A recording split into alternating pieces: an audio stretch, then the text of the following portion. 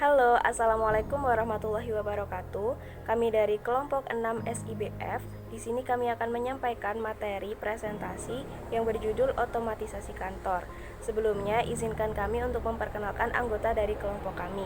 Yang pertama ada Novia Nurbasmala, NIM 41. Kemudian ada Fajar Hidayat, NIM 52. Ada Siti Nurfadila, NIM 59. Dan saya sendiri, Nurwinda Dewi Agustina, NIM 62. Baik, di sini saya akan menjelaskan tentang pengertian otomatisasi kantor. Otomatisasi kantor didefinisikan oleh O'Brien tahun 1996 sebagai sistem informasi berbasis telekomunikasi yang mengumpulkan, memproses, menyimpan, dan mendistribusikan pesan-pesan, dokumen-dokumen, dan komunikasi elektronik lainnya di antara individual, grup-grup kerja, dan organisasi. Otomatisasi kantor merupakan penggunaan alat elektronik untuk memudahkan komunikasi formal dan informal, terutama berkaitan dengan komunikasi informasi dengan orang-orang di dalam dan di luar perusahaan untuk meningkatkan perusahaan. Dari pengertian tersebut dapat disimpulkan bahwa otomatisasi kantor mencakup semua sistem elektronik formal dan informal yang terutama berkaitan dengan komunikasi informasi ke dan dari orang yang di dalam maupun di luar perusahaan. Beberapa sistem otomatisasi kantor direncanakan secara formal dan mungkin didokumentasikan dengan suatu prosedur tertulis. Sistem formal diterapkan di seluruh perusahaan untuk memenuhi kebutuhan organisasi. Selanjutnya adalah tujuan otomatisasi kantor. Yang pertama adalah meminimalkan atau penghindaran biaya, yang artinya komputer tidak menggantikan pekerja saat ini, tetapi komputer dapat menunda penambahan pegawai yang diperlukan untuk menangani penambahan biaya. Lalu tujuan yang kedua yaitu pemecahan masalah kelompok, di mana otomatisasi kantor dapat memberikan kemampuan antara manajer dalam melakukan komunikasi dengan lebih baik selagi mereka memecahkan masalah. Tujuan yang ketiga, pelengkap bukan pengganti, di mana otomatisasi kantor tidak akan menggantikan semua komunikasi interpersonal tradisional, yang berarti otomatisasi kantor dapat digunakan untuk berkomunikasi jarak jauh. Lalu tujuan yang keempat yaitu penggabungan dan penerapan teknologi, misalnya antar telepon komputer, jaringan internet satelit, dan lain sebagainya. Lalu tujuan yang terakhir adalah memperbarui proses pelaksanaan pekerjaan di kantor, di mana otomatisasi kantor memungkinkan para pekerja kantor dalam memproses lebih banyak dokumen secara lebih cepat dan lebih baik. Di sini saya akan menjelaskan tentang manfaat dari otomatisasi kantor.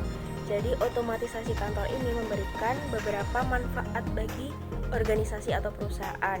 Manfaat yang pertama adalah menyelesaikan pekerjaan kantor dengan lebih cepat. Kemudian, manfaat yang kedua, mengurangi kebutuhan akan staf dalam jumlah yang besar karena semuanya sudah diotomatisasikan. Kemudian, manfaat yang ketiga adalah memerlukan sedikit tempat untuk menyimpan data. Dan manfaat yang keempat adalah memperbarui data secara bersamaan dalam hal perubahan jadwal. Selanjutnya adalah tahapan penerapan otomatisasi kantor. Tahap yang pertama adalah tahap tradisional. Nah, pada tahap ini penggunaan teknologi itu ditujukan untuk mengurangi biaya dan meningkatkan produktivitas. Nah, terfokus juga pada penggunaan word processing. Kemudian pada tahap transisional itu ditandai dengan mulai digunakannya proses data secara elektronik, serta dibangunnya aplikasi untuk keperluan pengarsipan, penyimpanan, komunikasi yang berbasis komputer. Kemudian pada tahap transformasional itu merupakan fase integrasi informasi dan pematangan konsep Information Resource Management atau IRM yang merupakan konvergensi telekomunikasi dan informasi atau ICT.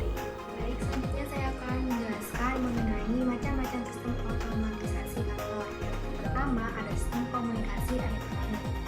Pengertian dari sistem komunikasi elektronik merupakan sistem teknologi informasi yang digunakan untuk berkomunikasi di antara individu, grup-grup kerja, dan juga para organisasi antar organisasi. Yang termasuk dalam sistem ini adalah ada email, voicemail, flash-mail, dan bulletin board system. Yang kedua yaitu sistem kolaborasi elektronik.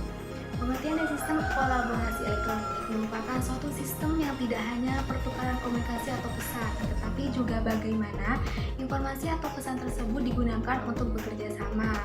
Contohnya seperti aplikasi yang ada pada OA. Yang tergolong dalam sistem kolaborasi adalah teleconference dan telekomuting. Yang ketiga ada sistem publikasi dan pengolahan image elektronik. Sistem publikasi elektronik adalah penggunaan teknologi informasi untuk keperluan pembuatan dokumen tercetak. Yang termasuk aplikasi dari sistem publikasi dan pengolahan image elektronik adalah desktop publishing, electronic document management, presentase graphics, dan multimedia presentation. Yang keempat ada sistem pengolahan kantor. Sistem pengolahan kantor merupakan sistem kantor otomatis yang mendukung orang-orang di organisasi untuk mengorganisasikan aktivitas-aktivitas kerja mereka. Yang termasuk dalam sistem ini adalah desktop aksesoris dan electronic scheduling atau kalender elektronik. Yang kelima ada sistem elektronik formal, didokumentasikan dengan suatu sistem prosedur tertulis. Diterapkan di seluruh perusahaan untuk memenuhi kebutuhan organisasi, mirip dengan SIP. Yang keenam ada sistem elektronik informal, tidak direncanakan atau diuraikan secara tertulis. Sistem-sistem OA ini diterapkan saat diperlukan oleh perorangan untuk memenuhi keperluannya sendiri yang mirip dengan DSS. Pembahasan mengenai penggunaan otomatisasi kantor. Yang pertama ada manajer. Manajer adalah orang yang bertanggung jawab mengolah sumber daya perusahaan, terutama sumber daya manusia atau SDM. Yang kedua ada profesional. Profesional adalah orang yang menyumbangkan keahlian khususnya. Manajer dan profesional dikenal dengan pekerja tertentu. Yang ketiga ada sekretaris. Sekretaris biasanya ditugaskan pada pekerja terdidik tertentu untuk melaksanakan berbagai tugas seperti menangani korespondensi, menjawab telepon, dan mengatur jadwal pertemuan.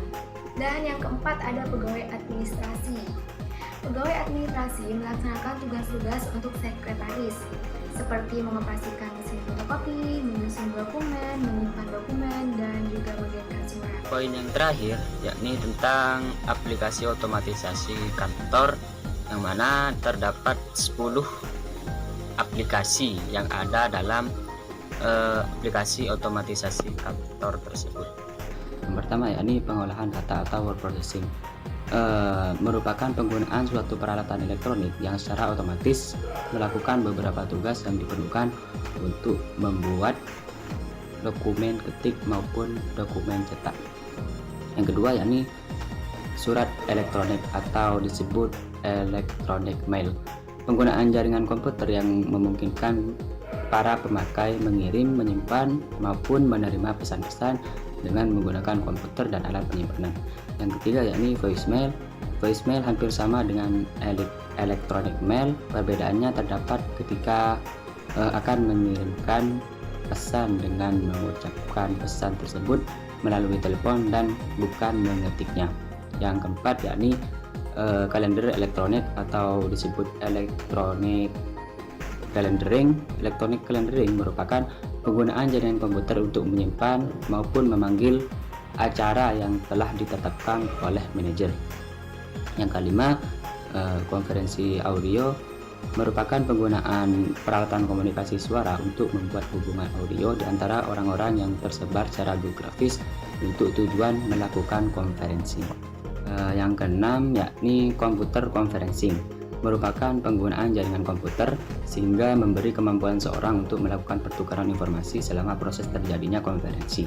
Yang ketujuh, facilime transmission. Aplikasi ini biasa disebut dengan fax, merupakan penggunaan peralatan khusus yang dapat membaca tampilan dokumen pada ujung channel komunikasi dan membuat salinan atau kopi di ujung yang lain.